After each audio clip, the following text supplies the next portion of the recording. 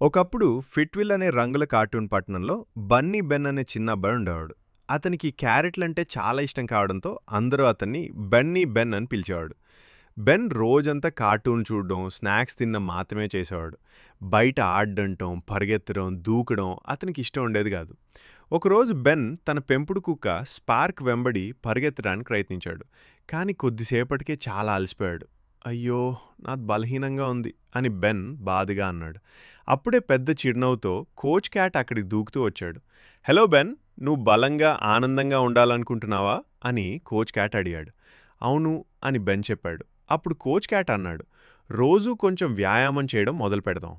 అప్పటినుంచి బెన్ ఇలా చేయడం ప్రారంభించాడు. స్పార్క్తో కలిసి పరిగెత్తడం, దూకడం, శరీరాన్ని చాచడం, స్నేహితులతో ఆటలాడడం. మొదట్లో బెన్కు కొంచెం అలసటగా అనిపించింది. కానీ కొద్ది రోజుల్లోనే ఒక అద్భుతం జరిగింది. బెన్ రోజురోజుకు బలంగా, వేగంగా, సంతోషంగా మారాడు.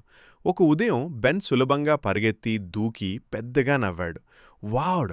వావ్! వ్యాయామం చేయడం చాలా బావుంది అని బెన్ ఆనందంగా అన్నాడు.